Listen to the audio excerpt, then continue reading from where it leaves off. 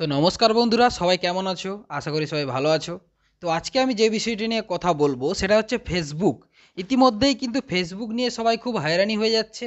Facebook automatic log out হয়ে যাচ্ছে, log in করতে গেলে, ফরগেট পাসওয়ার্ড করতে গেলে কোনো কিছুই নিচ্ছে না।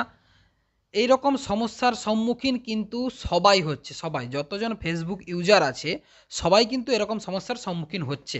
তো একটাই কথা জানিয়ে রাখি, কারোর কোনো ভয় পাওয়ার কোনো প্রয়োজন নেই, পাসওয়ার্ড ফরগেট করারও প্রয়োজন নেই, কোনো কিছু প্রয়োজন নেই। অটোমেটিকই ফেসবুক খুলে গেছে অলরেডি।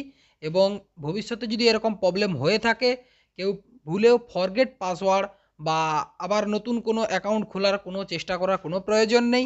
কারণ এটা হচ্ছে গুগল সাইডের বা ফেসবুক সাইডের একটা সামান্য আপডেট ছিল মাত্র।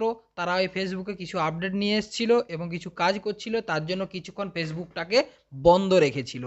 এটার জন্য কোনো চিন্তা হওয়ার দরকার নেই, কোনো চিন্তা করারও দরকার নেই এবং কোনো বিভ্রান্তকর খবর ছড়ানোরও কোনো প্রয়োজন নেই। তো একটাই কথা শুধু বলে রাখবো, যখনই এরকম টাইপের কোনো গন্ডগোল হবে, সবারই ফোনে যখন হবে, তখন বুঝে নেবে যে ফেসবুক থেকে কোনো আপগ্রেডেশন বা গুগল সাইট থেকে কোনো প্রবলেম, এরকম কোনো প্রবলেম ক্রিয়েটের জন্য জাস্ট ফেসবুকে কিছুক্ষণের জন্য বন্ধ।